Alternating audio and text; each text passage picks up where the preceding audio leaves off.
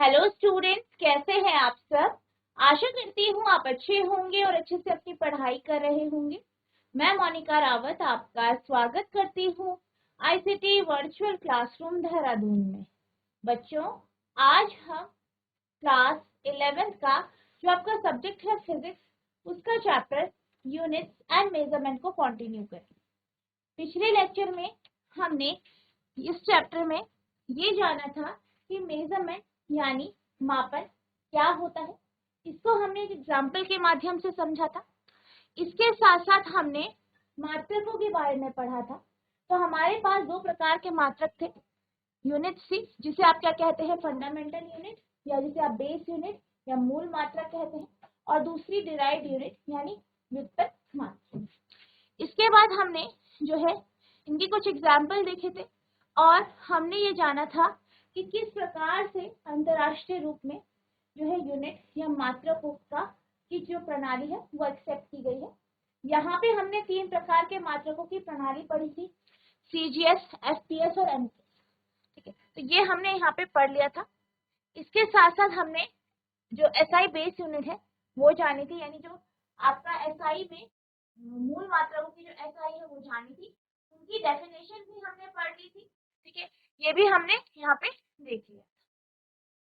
आज हम बात करेंगे कुछ ऐसे यूनिट की जिनका हम जनरल यूज करते हैं। यानी कुछ ऐसे मात्रक, उनकी जो है हमने दूसरे जो आपकी यूनिट्स है उसमें आप किस तरीके से कन्वर्ट करते हैं, उनकी एसआई यूनिट में वैल्यू क्या है, ये हम देखते हैं। आप यहाँ पे देख सकते हैं कि आपके सामने एक टेबल बना है और यहाँ पे आपको जो है अलग अलग जो है यहाँ पे भौतिक राशियां दी, उनके मात्रक यहाँ पे है और यहाँ पे इनके सिंबल्स भी दिए हैं कि जो मात्रक है, कौन कौन से मात्रक है, उनके सिंबल्स क्या है और ऐसा यूनिट में उनकी वैल्यू। सबसे पहले हम बात करते हैं मिनट की। मिनट, जैसे कि आप जानते हैं कि समय का क्या है, एक मात्रक है, यूनिट है। इसका जो सिंबल है वो MIN है। ठीक है, MIN से हम इसे रिप्रेजेंट करते हैं।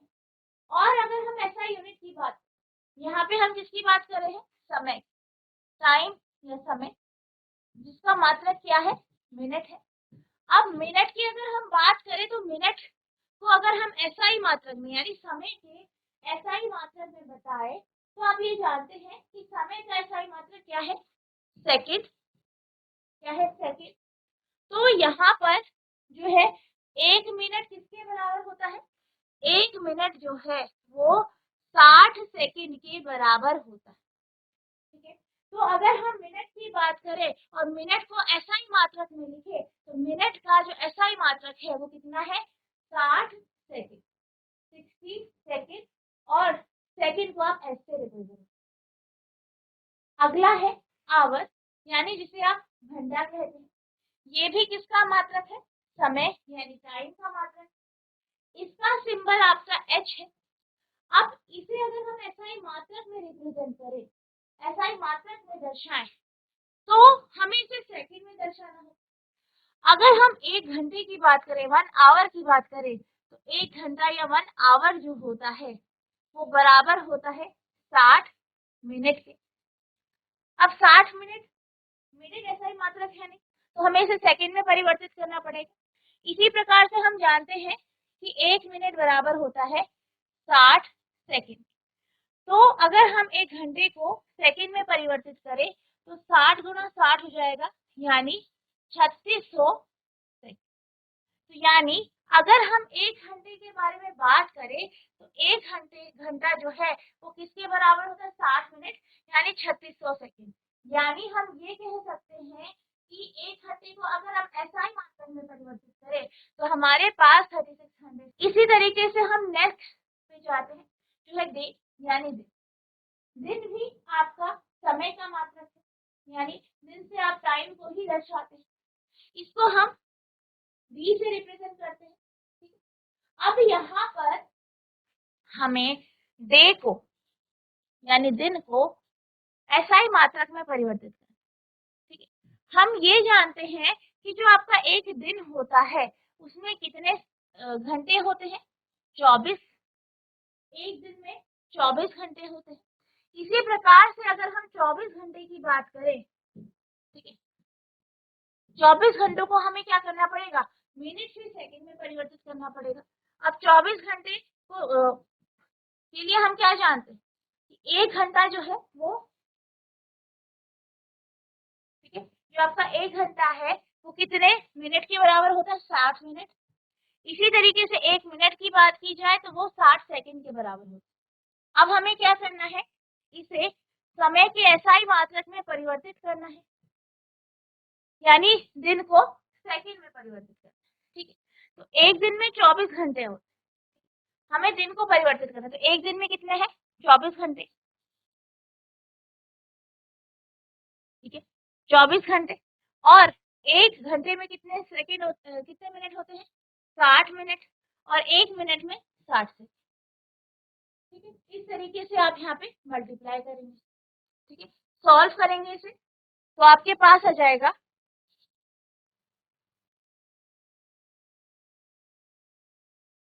तो आपके पास क्या आ गया यहाँ पे 86,400 से, ठीक है, 86,400 से। तो इस तरीके से आप जो है एक दिन को सेकंड में लिख, ठीक है। तो ये तीनों क्या थे आपके समय के मान। नेक्स्ट हम चलते हैं ईयर। ईयर की भी अगर हम बात करें तो ईयर भी आपके समय को ही दर्शाता है, टाइम को ही दर्शाता है, यानी वर्ष। इसका सिंबल y है। अब इसे भी आपको एसआई मात्रक में परिवर्तित करना है, तो आप इसे सेकंड में परिवर्तित। तो यहाँ पर हम जानते हैं कि एक साल में कितने आपके डेज होते हैं, 365.25, 365.25 जो है दिन होते हैं। अब दिन को फिर आप क्या करेंगे, घंटों में परिवर्तित करेंगे, यानी गुणा कर देंगे 24 से, फिर 60 से मल्टीप्लाई करेंगे मिनट में परिवर्तित करने के लिए, फिर 60 से सेकंड। तो आपके पास जो फाइनल आंसर आएगा एक साल के लिए वो आएगा 3.156 इंटू 10 की घात 7 सेकंड, 3.156 इंटू 10⁻⁷ तो ये क्या है आपका समय का मान। अब इसी तरीके से आपके हम बाकी मात्रक देख लेते हैं। अगला है डिग्री। डिग्री किसका मात्रक है, कोण का मात्रक, इसका सिंबल ये होता है। अब हम इसे एसआई मात्रक में परिवर्तित करेंगे, यानी रेडियन में परिवर्तित। तो आपका जो 1 डिग्री होता है ये बराबर होता है किसके, π/180 रेडियन, π/180 रेडियन, ठीक है। तो ये आपका कोण का मात्रक। नेक्स्ट है लीटर। लीटर की बात करें तो लीटर क्या है आपका, वॉल्यूम यानी आयतन का मात्रक। बेसिकली जब भी हम बात करते हैं लीटर की, तो लीटर में हम किसे दर्शाते हैं, लिक्विड, ठीक है, जो आपके तरल होते हैं उनको हम दर्शाते हैं। तो लीटर की जो सिंबल है वो एल है। और अगर हम लीटर की बात करें, लीटर को हम किस में परिवर्तित करते हैं, मीटर में, तो ये आपके बराबर होता है 10⁻³ क्यूबिक मीटर, ठीक है, 10 की घात -3 क्यूबिक मीटर, ठीक है, यानी मीटर। अगला है टन।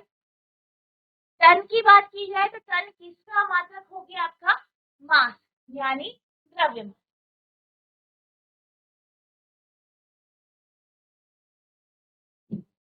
जिसका होता है मास यानी द्रव्यमान, ठीक है। टन को हम टी से रिप्रेजेंट करते हैं। और अगर हम मास की बात करें, द्रव्यमान की बात करें, तो आप ये जानते हैं कि द्रव्यमान का एसआई मात्रक किलोग्राम है, ठीक है, आपको पता है किलोग्राम होता है। तो यहाँ पर भी हम क्या करेंगे, जो द्रव्यमान है मास है, यहाँ पे टन में दिया गया है, इसे किलोग्राम में परिवर्तित करेंगे, और कितना है 10⁻³ kg, 10 की घात 3 किलो। नेक्स्ट है कैरेट। कैरेट की अगर हम बात करें तो ये भी आपके मास को ही दर्शाता है, इसको आप सी से रिप्रेजेंट करते हैं, और ये बराबर होता है 200 mg। अगला है बार। बार की अगर बात की जाए तो बार किसका मात्रक है, आपके दाब का, यानी प्रेशर।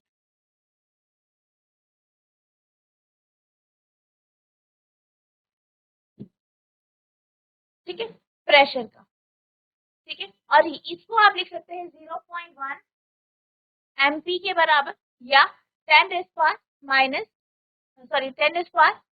पास्कल के। ठीक है, अगला है आपका क्यूरी, इसे आप CI से रिप्रेजेंट करते हैं और यहाँ पे आप इसे पर सेकंड में परिवर्तित करेंगे तो 3.7 × 10⁻10 पर सेकंड इसका SI मात्रक में वैल्यू है। फिर यह है रोएंटजन R और इसे आप लिख सकते हैं 2.58 × 10⁻⁻4। ठीक है, और जो है ये इसकी क्या है आपका यूनिट। नेक्स्ट है क्विंटल। क्विंटल भी आपका जो है मास का ही यूनिट है, क्यू से रिप्रेजेंट करते हैं और ये 100 किलोग्राम के बराबर है। एक बैरन की बात की जाए तो बैरन को बी से रिप्रेजेंट करते हैं और ये बराबर होता है 10⁻28 मीटर। ठीक है, नेक्स्ट है आपका आर्क, तो ये इसे आप ए से रिप्रेजेंट करते हैं और 1 जो है इसकी जो वैल्यू है स्क्वायर मीटर में 10⁻² होती है, 10 की घात। हेक्टेयर, ये भी एरिया, ये जो है इसे आप HA से रिप्रेजेंट करते हैं और इसकी वैल्यू होती है 10 की घात 4 मीटर।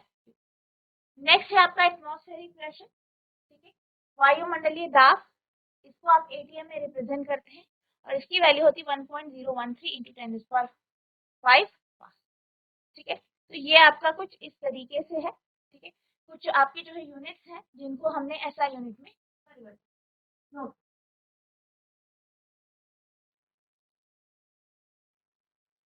अब हम चलते हैं अगले टॉपिक की ओर। तो आपका अगला टॉपिक है सिग्निफिकेंट फिगर्स यानी सार्थक अंक। यहाँ पे हम बात करेंगे सार्थक अंकों के बारे में।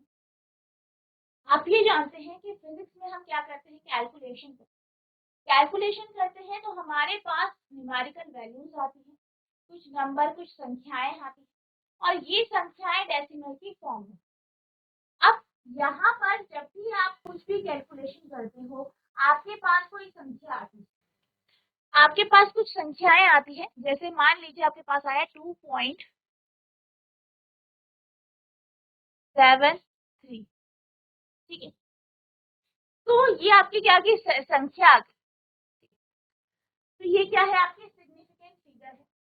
अगर हम इस संख्या की बात करें तो यहाँ पर जो है दो प्रकार की आपको वैल्यूज मिलती है, दो प्रकार की आपको वैल्यूज मिलती है। कुछ वैल्यू जो फिक्स होती है, जो हमेशा एक जैसी होती है, जैसे इस केस में 2.7, ये वैल्यू क्या होगी, फिक्स होगी, हमेशा एक जैसी। और एक इसमें वैल्यू होती है, जैसे कि यहाँ पे 3 है, जो कि कैसी होती है, अनसर्टेन होती है, जो चेंज होती है। तो सिग्निफिकेंट फिगर या सार्थक अंक क्या होते हैं, आपके पास जब भी आप कैलकुलेशन करते हैं, कोई मेजरमेंट करते हैं, आपके पास एक वैल्यू आती है, न्यूमेरिकल वैल्यू आती है। इसमें जो है ये जो वैल्यू होती है दो प्रकार के नंबर से मिलकर बनी होती है। कुछ जो डिजिट होते हैं वो हमेशा एक जैसे होते हैं, रिलायबल होते हैं, और एक डिजिट ऐसा होता है जो चेंज होता है, इसी को हम सिग्निफिकेंट फिगर कहते हैं। जैसे कि यहाँ पे 2.73, यहाँ पे 2.7 आपका रिलायबल नंबर है, रिलायबल डिजिट है, और 3 क्या है, अनसर्टेन। यही आपकी क्या कहलाती है, सिग्निफिकेंट फिगर कहलाती है। अब यहाँ पे इस टॉपिक में हम यहाँ पे पहले सिग्निफिकेंट फिगर के बारे में समझेंगे और उसके बाद फिर हम क्या करेंगे, हम इसके कुछ रूल समझेंगे कि रूल्स के अनुसार हम सिग्निफिकेंट फिगर्स को किस तरीके से। The reliable digit plus the first uncertain digit is known as significant digit और significant figure। क्या कहा गया है, जो है रिलायबल डिजिट यानी वो डिजिट जो निश्चित है, जो हमेशा एक जैसी, और वह डिजिट जो कि अनसर्टेन है, जो अनिश्चित है, जो चेंज हो सकती है, उनको मिलाकर सिग्निफिकेंट फिगर या सिग्निफिकेंट डिजिट या सार्थक अंक बनता है। ठीक है, इसका उदाहरण है, for example we say that period of pendulum oscillation of pendulum is 1.6। अब इसका उदाहरण है, मान लीजिए कि आपने एक पेंडुलम लिया, उसका पीरियड ऑफ ऑसिलेशन यानी जो उसका आवर्तकाल है, या हम कह सकते हैं पीरियड ऑफ रेवोल्यूशन क्या है, उसका है 1.62। यहाँ पर क्या होगा, the digit 1 and 6 are reliable. इस नंबर पर, इस संख्या पर 1 और 6 क्या है, रिलायबल डिजिट, ऐसी डिजिट है जो हमेशा एक जैसी रहेगी, जो विश्वसनीय रहेगी, जो कभी चेंज नहीं। And certain while the 2 digit is uncertain। और इसके अलावा अगर हम इस डिजिट की बात करें यानी 2 डिजिट की बात करें तो ये क्या है, अनसर्टेन है, ये हमेशा फिक्स है। क्योंकि आपने देखा होगा जब भी हम मेजरमेंट करते हैं, मान लीजिए जैसे यहाँ पे हमने पीरियड ऑफ ऑसिलेशन लिया, ठीक है, पेंडुलम का, हमने 5 बार इसको क्या किया, ऑब्जर्व किया, पीरियड ऑफ ऑसिलेशन लिया, तो आप क्या देखेंगे कि 1.6 तो आपको फिक्स दिखेगा, लेकिन जो तीसरी संख्या है 2, ये आपको चेंज होती है। चाहे आप पेंडुलम में इस एक्सपेरिमेंट को करो, चाहे आप कोई भी एक्सपेरिमेंट करो, जैसे आप किसी लेंस का फोकल लेंथ निकाल लेते हैं, ठीक है, आप कॉन्केव लेंस का फोकल लेंथ निकालते हैं, तो वहां पर भी आप देखते हैं कि हमारी जो वैल्यू आती है 0.9 और जो लास्ट डिजिट है वो चेंज होती है। वो क्यों होती है, कई बार एरर होते हैं, कई बार जो है आपकी जो है एरर में, जैसे आपने ऑब्जर्वेशन में एरर हो जाता है, कैलकुलेशन में एरर हो जाता है, इस कारण क्या होता है, लास्ट डिजिट में थोड़ा सा चेंज हुआ, ठीक है। तो यही आपका सिग्निफिकेंट फिगर कहलाता है, यानी वह संख्या जिसमें कुछ डिजिट तो फिक्स है, लेकिन सिर्फ एक डिजिट जो है वो चेंज होती रहती है, अनसर्टेन होती है, वही आपकी सार्थक अंक या सिग्निफिकेंट फिगर कहलाता है। Thus, the measured value has 3 significant figures। अब यहाँ पे हमारे पास एक नंबर आया 1.6, ठीक है, तो यहाँ पर हमने क्या देखा, 1.6 जो है वो तो सेम हर जगह एक जैसा, लेकिन जो 2 है वो चेंज होता है, वो चेंज हो रहा है, बदल। अब अगर हम इस नंबर को देखें तो यहाँ पर 1.62 जो है, या जो नंबर है 1, 6 और 2, ये क्या है, ये सिग्निफिकेंट फिगर है, सिग्निफिकेंट नंबर, यानी हम ये कह सकते हैं इस संख्या में 3 सिग्निफिकेंट फिगर या सार्थक अंक है। The length of an object reported after measurement is to be 287.5। क्या कहा गया है कि हमने एक लंबाई नापी, एक वस्तु की लंबाई नापी और हमारा मापन कितना आया, 287.5, ठीक है, 287.5, 287.5 सेंटीमीटर। अब यहाँ पर अगर हम सिग्निफिकेंट फिगर की बात करें तो कितनी फिगर है, कितनी संख्या है, 4। और यहाँ पे कौन सी आपकी विश्वसनीय है, जो है रिलायबल है, 2, 8 और 7, और 5वीं या जो लास्ट संख्या है वो क्या होगी, वो अनसर्टेन यानी अनिश्चित, ये क्या है, फिक्स, और ये क्या है, अनसर्टेन है यानी चेंज होती रहती है, जो है बदलती है, निश्चित नहीं। The length of an object reported after measurement to be 287.5 centimeter has 4 significant figures. The digit 287 are certain, while the digit 5 is uncertain। विश्वसनीय अंकों और पहले अनिश्चित अंकों संख्या के सार्थक अंक माना जाता है। यदि हम कहें कि किसी सरल लोलक का दोलन काल 1.62 सेकंड है, तो इसमें अंक 1 एवं 6 विश्वसनीय एवं निश्चित है, जबकि अंक 2 अनिश्चित है। इसी प्रकार मापित मान में 3 सार्थक अंक हैं, ठीक है। यदि मापन के बाद किसी वस्तु की लंबाई 287.5 सेंटीमीटर व्यक्त की जाए तो इसमें 4 सार्थक अंक हैं, जिसमें 2, 8, 7 को निश्चित है परंतु 5 अनिश्चित, ठीक है। तो ये आपका सिग्निफिकेंट फिगर का नोट करें।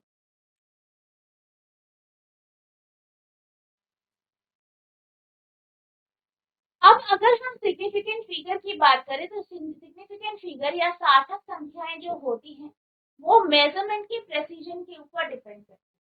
कि आपका जो मेजरमेंट है वो किस तरीके का है, किस इंस्ट्रूमेंट का आपने उपयोग किया है मेजरमेंट में, ठीक है। तो इसके ऊपर ये आपका निर्भर करता है। Significant figures indicate, as already mentioned, the precision of measurement. यानी ये क्या दर्शाता है, मापन का प्रिसीजन, यानी वो कितना प्रिसाइज है, कितना बिल्कुल सही है। Which depends on the least count of measuring instrument. और ये किसके ऊपर निर्भर करता है, जो आपका मापन का यंत्र है उसका लीस्ट काउंट क्या है। A choice of change of different units does not change the number of significant figures. क्या कहा गया है कि अगर आप जो है यूनिट को बदल दे तो सिग्निफिकेंट फिगर की नंबर जो है वो चेंज नहीं होगी, ठीक है, किसी भी मेजर में। अब इस लाइन को हम समझते हैं कि ये क्या कह रहे हैं कि सिग्निफिकेंट फिगर जो है, हमारे पास कोई मेजरमेंट हमने लिया है तो सिग्निफिकेंट फिगर जो है बदलेगी नहीं। हमारे पास जो यहाँ पे लेंथ या लंबाई का नंबर आया है, लंबाई की जो मेजरमेंट आया है वो आया है 287.5, ठीक है, सेंटीमीटर। 287.5 सेंटीमीटर हमारा मेजरमेंट है। अब हम क्या करते हैं, इसे मीटर में परिवर्तित करते हैं। आप जानते हैं इसे हम 100 से डिवाइड कर देंगे तो 2.875 मीटर आ जाए। इसी तरीके से अगर हम इसे मिलीमीटर में परिवर्तित करें तो 2875 mm इसकी वैल्यू है। तो यहाँ पे ये कहा गया है कि अगर हम मापन में संख्या को बदल देते हैं, यानी कि आपकी संख्या है चेंज कर देते, जैसे सेंटीमीटर को मीटर में, मिलीमीटर में, किलोमीटर में, किलोमीटर में परिवर्तित करते हैं, क्या हो जाएगा 0.002875 किलोमीटर। चाहे हम वैल्यू को किसी भी यूनिट में परिवर्तित करें, हमेशा सिग्निफिकेंट फिगर सेम रहता है। इस बात को आपको ध्यान रखना। क्या कहा गया है कि अगर आपके पास कोई मापन आपने किया है, जैसे सेंटीमीटर में आपके पास मापन है, इसे आप मीटर में परिवर्तित करो, मिलीमीटर में परिवर्तित करो, किलोमीटर में परिवर्तित करो, किसी भी यूनिट में, किसी भी मात्रक में परिवर्तित करो, लेकिन इसमें जो सिग्निफिकेंट फिगर या सार्थक संख्याएं आएंगी वो सेम आएंगी, यानी 4। अब यहाँ पे थोड़ा सा हम देख लेते हैं कि सिग्निफिकेंट फिगर को कैसे आएगा, इसके बाद हम इसके रूल्स भी पढ़ेंगे। यहाँ पे जब भी हम सिग्निफिकेंट फिगर के बारे में बात करते हैं तो एक बात कही जाती है कि अगर आपके पास वैल्यू 0 से लेकर जो है 0 to 9 तक है, इसमें 1 से 9 तक की जो संख्याएं होती हैं वो हमेशा सिग्निफिकेंट है। तो यहाँ पर आप देख सकते हैं कि सारी संख्याएं क्या है, 1 से 9 के बीच में। तो इस केस में आपके सिग्निफिकेंट फिगर 4। सेकंड में भी आप देख सकते हैं कि चारों संख्या 1 से 9 के बीच में है, तो ये भी 4 है सिग्निफिकेंट फिगर। इसी तरीके से आप यहाँ पे देखिए चारों नंबर जो है 1 से 9 के बीच में है, तो ये भी क्या है, सिग्निफिकेंट है, यानी यहाँ पे भी 4 आपका सिग्निफिकेंट फिगर। लास्ट टर्म की बात करें तो जो आपके जीरो होते हैं, जीरो के अलग अलग प्रॉपर्टीज होती है, उसमें से एक प्रॉपर्टी ये है कि अगर जीरो स्टार्टिंग में आता है तो उसे हम सिग्निफिकेंट नहीं मानते, यानी हम सिग्निफिकेंट फिगर नहीं मानते। इस केस में भी आपका जो सिग्निफिकेंट फिगर है वो 4। तो आप देख सकते हैं कि हमने क्या किया है, हमने सेंटीमीटर को अलग अलग यूनिट में परिवर्तित किया, लेकिन हर एक केस में सिग्निफिकेंट फिगर आपका सेम आया, ठीक है। सार्थक अंक मापन की परिशुद्धता इंगित करते हैं, जो मापन यंत्र के अल्पतमांक पर निर्भर करते हैं। किसी मापन में विभिन्न मात्रकों के परिवर्तन के चयन से सार्थक अंकों की संख्या परिवर्तित नहीं होती। अब हम यहाँ पे रूल्स के बारे में बात कर लेते हैं, नियमों के बारे में बात कर लेते हैं, जिसमें हम जिसके अनुसार हम सिग्निफिकेंट फिगर में कितनी सिग्निफिकेंट नंबर है ये हम सबसे पहला रूल कि सारी की सारी नॉन जीरो डिजिट सिग्निफिकेंट। जैसे मैंने अभी बताया कि हम जब भी डेसिमल संख्याओं को दर्शाते हैं तो नंबर हमारे 0 से लेकर 9 तक होते हैं, यानी 0 1 2 3 4 5 6 7 8 9। इन संख्याओं में अगर हम 1 2 3 4 5 6 7 8 और 9 इन संख्याओं को देखें तो ये हर एक केस में सिग्निफिकेंट है, यानी चाहे आपका नंबर डेसिमल फॉर्मेट में हो, चाहे सिंपल आपका नंबर हो, सिंपल जो आपका नंबर है वो हो, आपको अगर जितनी भी 1 से 9 तक संख्या दिख रही है सारी की सारी फिगर सिग्निफिकेंट है। पहला रूल यही है, all the non zero digits are significant. सभी विजेतर अब सार्थक अंक होते। अब हम बात करते हैं जीरो। जीरो को अगर हम लें तो सबसे पहले हमारा जीरो का केस है जब जीरो कहाँ पे आ जाए, नंबरों के बीच में, यानी सार्थक संख्याओं के बीच, जैसे 7 0 0 6.9 7 6 0.08 इस तरीके की अगर आपके पास संख्याएं आ जाए। इस केस में क्या होता है, जब भी आपकी 2 जीरो या 1 जीरो या जैसे ये हो गया या 3 जीरो, दो सार्थक संख्याओं के या नंबर्स के या नॉन जीरो डिजिट्स के बीच में आए तो वो हमेशा सिग्निफिकेंट है।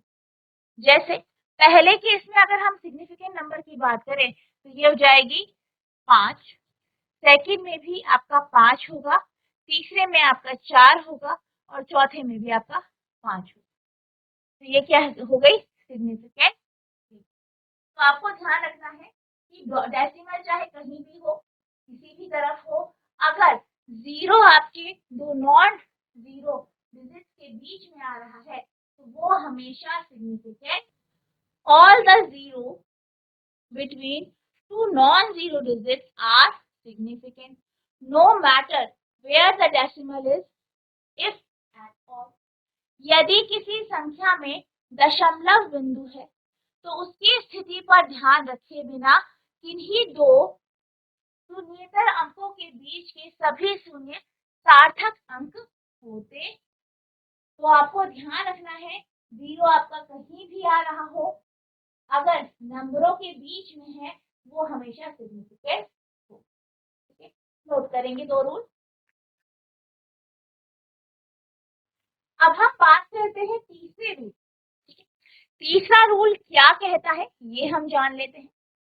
तीसरा रूल ये कहता है कि अगर आपके पास नंबर जो है वो कैसे हैं, एक से छोटे, डेसिमल फॉर्मेट में हो, एक से छोटे, जैसे 0.006 0.007 0.9, इस केस में अगर आपका जीरो लेफ्ट साइड में आता, अगर आपका जीरो लेफ्ट साइड में आता है तो ये सिग्निफिकेंट नहीं होता, यानी पहले में आपका सिग्निफिकेंट फिगर 1 है, दूसरे में 1 है, तीसरे में 1 है, इसी तरीके से अगर ये आ जाए तो यहाँ पर भी आपका 1। इस तरीके से आपको ध्यान रखना। सबसे पहले यहाँ पे जो है आपको एक से छोटे नंबरों के बारे में दिया गया है, लेकिन आप जानते हैं कि अगर आपके पास जैसे यहाँ पे सिंगल डिजिट है और आगे जीरो है तो ये सिग्निफिकेंट नहीं है। हमेशा हमेशा ध्यान रखना है, नंबर्स के आगे वाले जीरो सिग्निफिकेंट नहीं होते हैं, ठीक है, चाहे पॉइंट हो या ना। If the number is less than 1, the zeros on the right of the decimal point but to the left of the first non-digit are not significant, that is 0.00238808, the underlined zeros are not significant। यदि कोई संख्या एक से छोटी है तो वे शून्य के दशमलव के दाईं ओर पर प्रथम शून्येतर अंक के बाईं ओर हो सार्थक अंक नहीं होते। ठीक है, जैसे कि आपका 0.002308 है, जिसमें जो आपके स्टार्टिंग के 3 जीरो हैं वो सार्थक अंक। तो ये आपका तीसरा रूल है।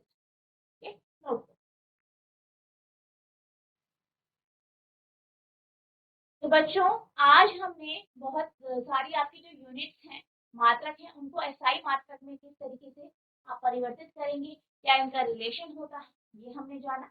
इसके साथ साथ हमने सार्थक संख्याओं के बारे में जाना। सार्थक संख्याओं के कुछ रूल्स हमने पढ़े। ठीक है, हमने यहाँ पे 3 रूल देखे हैं। आई होप आपको ये तीनों रूल अच्छे से समझ में आए होंगे। नेक्स्ट लेक्चर में हम इसके जो आगे के रूल्स हैं उन्हें पढ़ेंगे। जितना आज आपको पढ़ाया गया है इसे आपको रिवाइज करना है। अगर आपको कोई भी डाउट होगा तो नेक्स्ट लेक्चर में आप पूछ सकते हैं। तो बच्चों आज के लिए बस इतना ही। मिलते हैं अब नेक्स्ट सेशन में। तब तक के लिए thank you and have a nice